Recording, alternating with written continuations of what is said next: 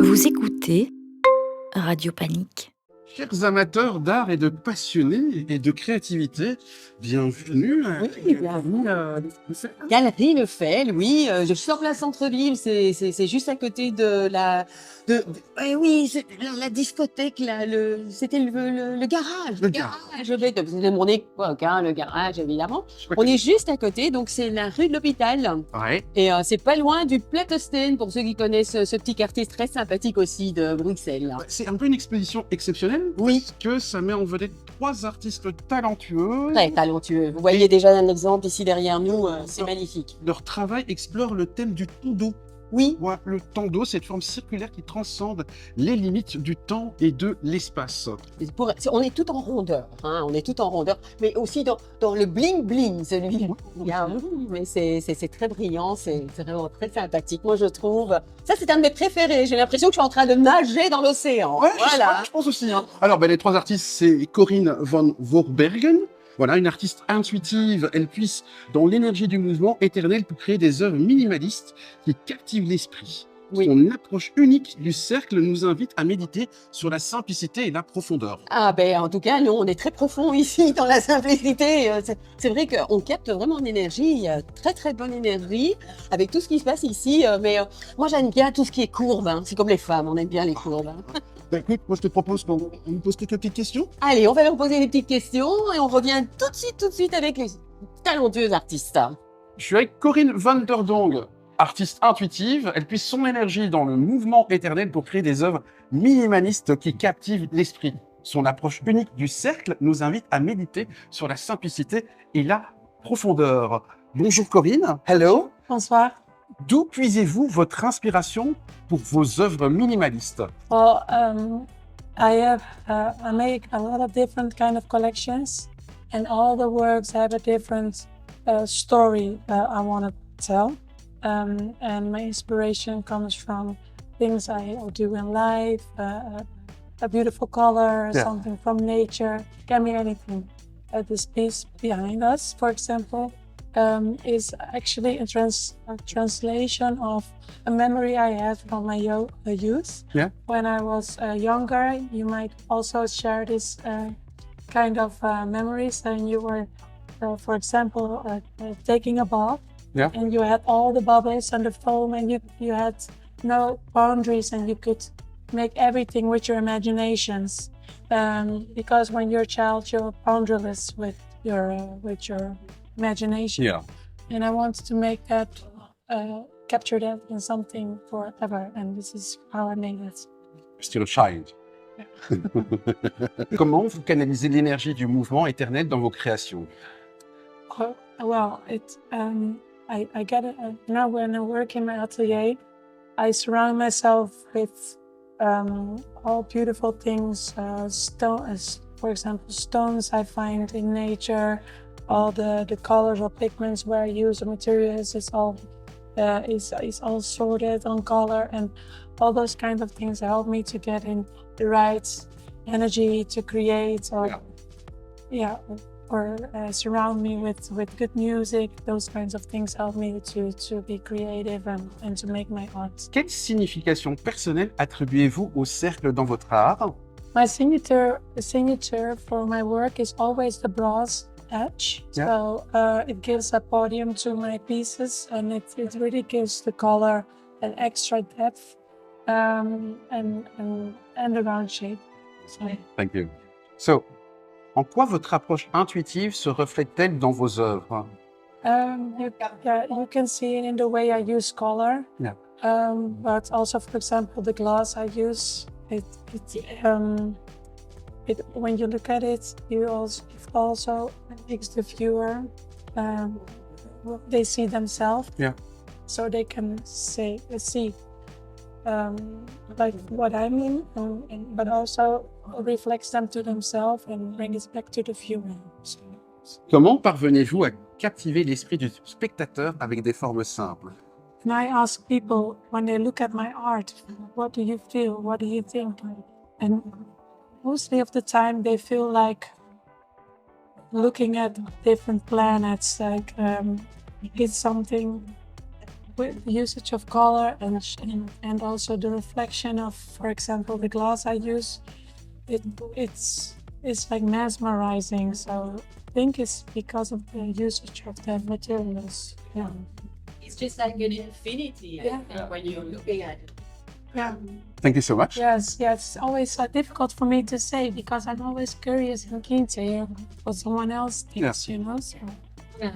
come over and see and have a look and tell me what you think. Yeah, you should come. Faut absolument venir en tout cas. Thank you, Corinne. Okay. Well, good night. Bonjour à tous, en fait je suis en présence de Victor, voilà, Victor qui est le directeur de la galerie. Bonsoir Victor, alors bon, ça fait un petit temps maintenant qu'on se connaît tous les deux. Ouais, c'est clair, ouais, Voilà. ça fait quelques années quoi. Ça fait quelques années. Bon, allez, on va pas se veiller non plus. Ouais. Mais voilà, donc Victor, tu es parisien. Ouais, tout à fait. Ouais. Voilà, donc, et qu'est-ce qui t'a donné l'envie en fait de venir en Belgique? Alors, j'étais venu maintenant, ça fait à peu près 3 ans que je suis là. Enfin, ça va bientôt faire 3 ans.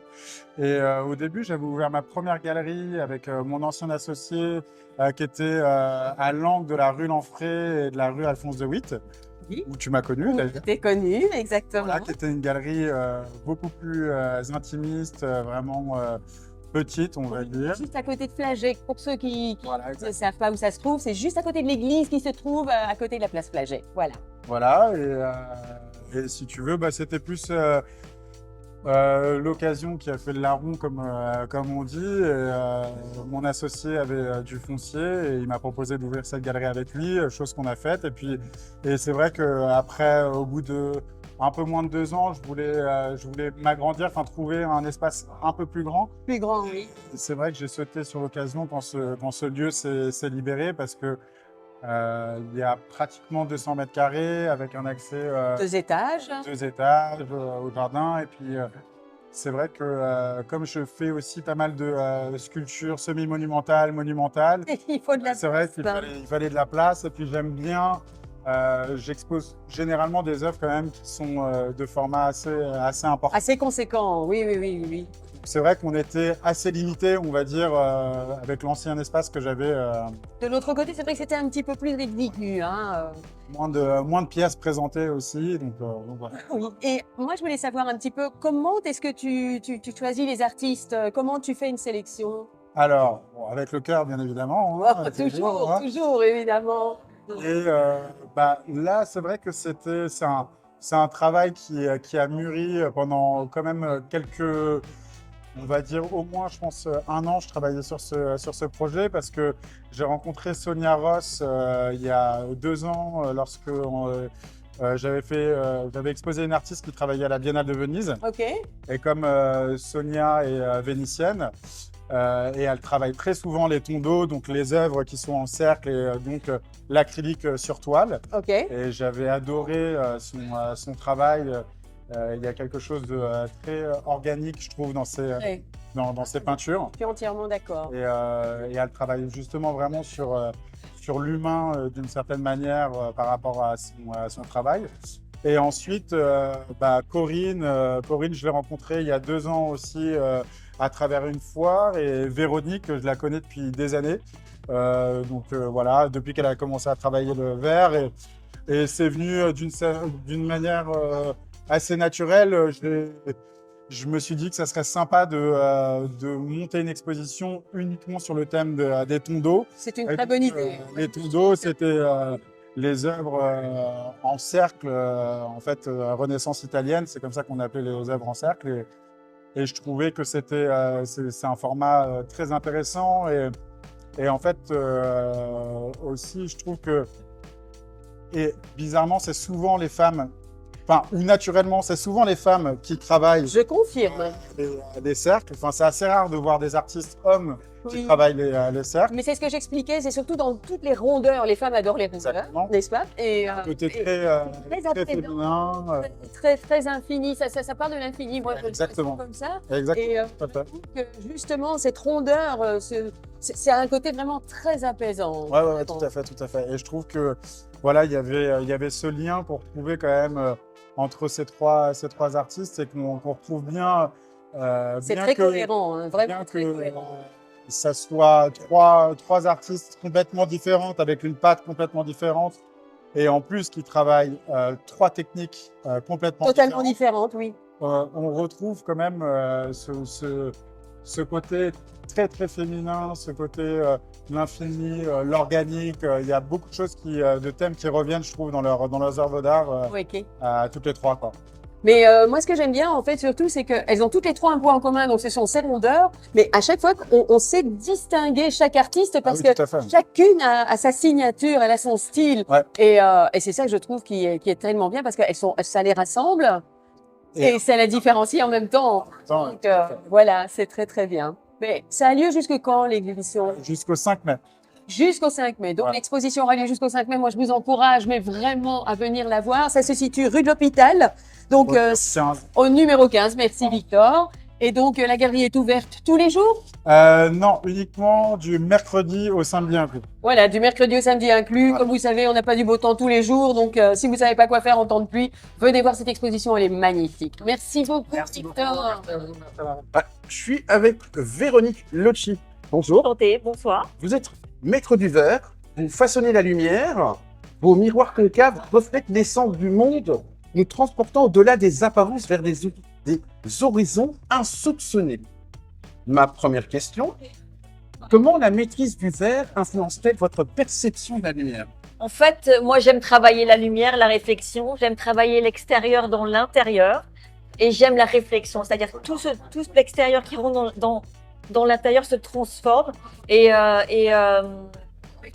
comment dirais-je, toutes les couleurs et les formes vont rentrer dans les verres concaves et vont se déformer. Donc, toute la pièce, les lumières, les couleurs de la pièce vont rentrer dans l'œuvre.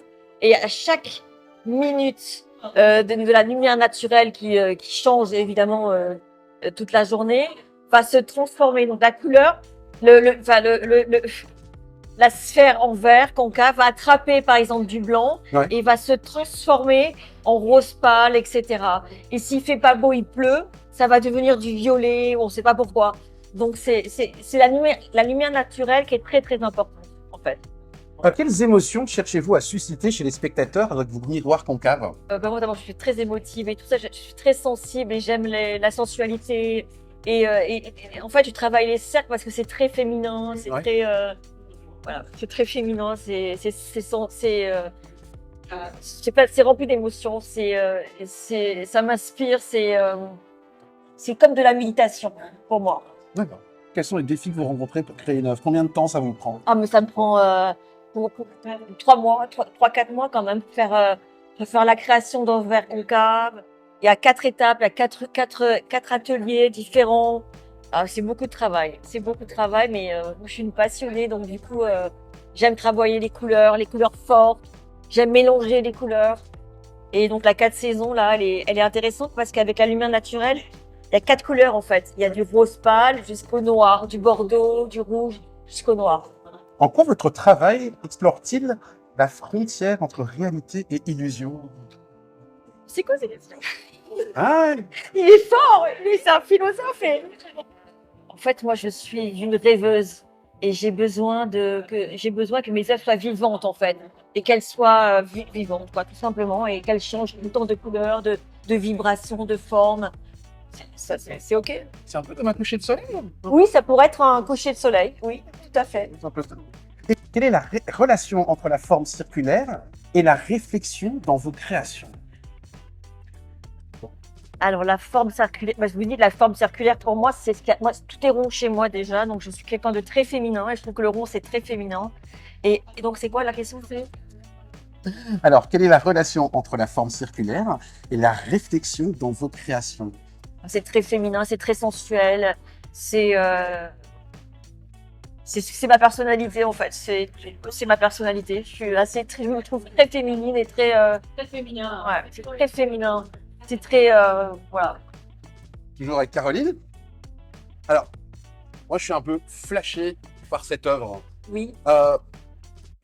Comment vous avez travaillé cette œuvre? Alors c'est un défi parce que j'ai fait une collaboration avec une dame qui travaille la marqueterie de paille à Paris, qui est très très connue, qui s'appelle Lison de Cône. Et je suis allée la voir et je lui ai expliqué mon projet de la marqueterie sur le verre. Elle n'avait jamais fait ça auparavant.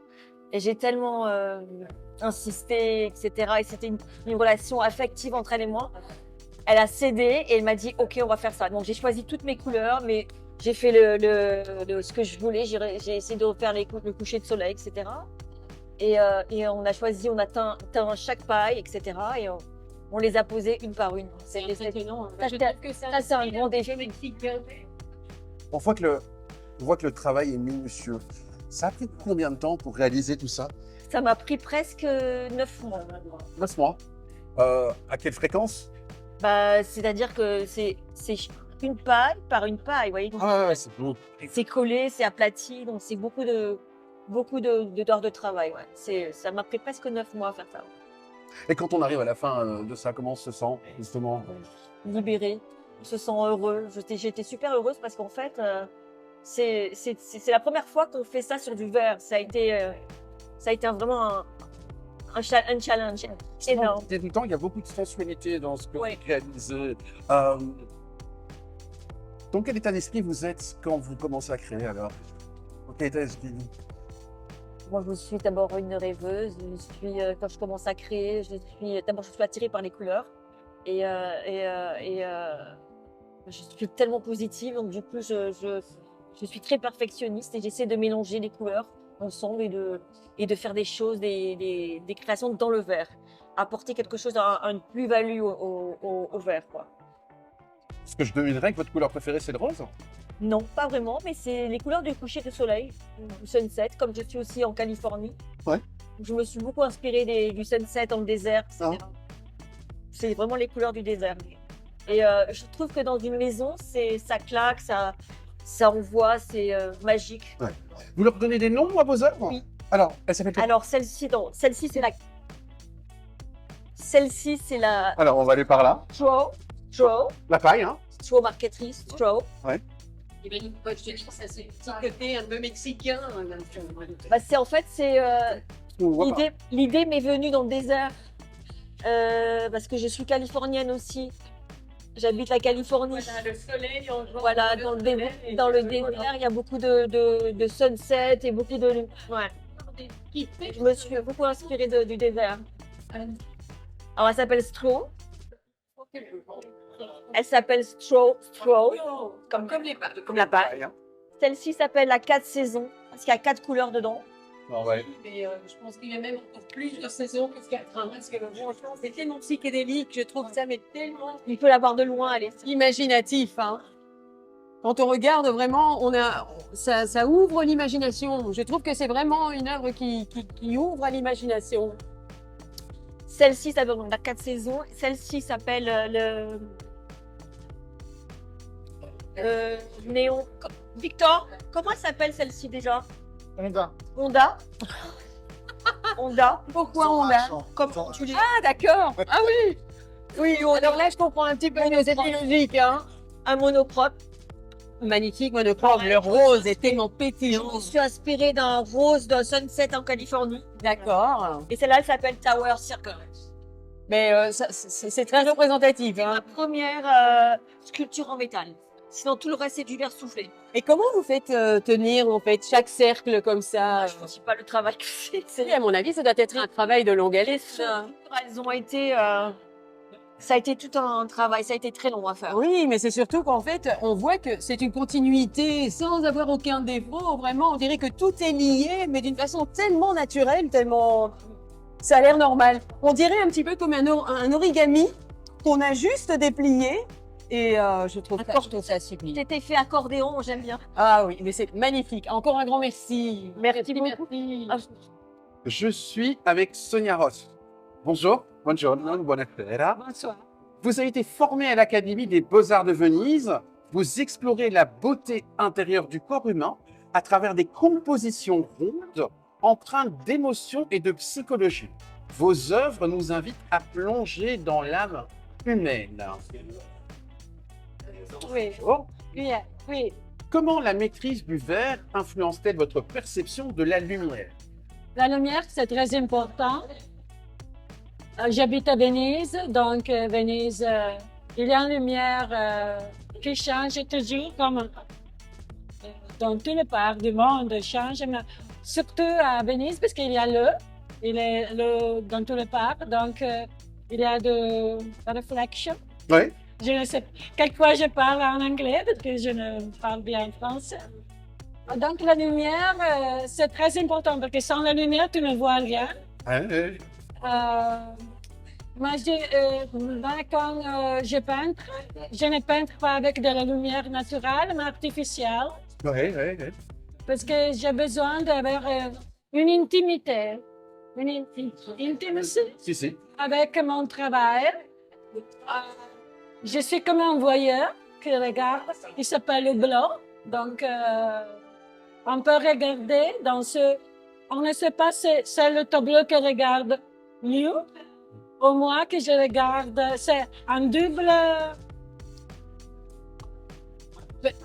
parcours. Combien de minutes? Un double parcours.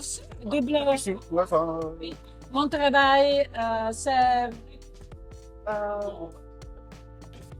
concerne le corps. Mais le corps, c'est tout corps, non seulement le corps humain. Et Calvino, Italo Calvino, c'est un poète italien. Il dit que pour faire une humaine, on doit avoir beaucoup de millions de possibilités pour faire. Si une possibilité ne vient pas, on devient à fleur, on devient stone. Je ne sais pas en français. Pierre, hein? La pierre, oui. C'est une texture. Donc, ce que je veux faire, ou je try to do, what I try to do is prendre toi et tout le monde dans une autre vision, notre réalité, notre dimension. Quelles émotions vous cherchez à exprimer à travers vos décompositions rondes? All the emotion. I want all the emotion because everybody feels something else. Everyone is each one. Everybody sees something different. It's not only one meaning. It's more than one meaning. Like the life, because we are many things. Like told the Plotino in the past.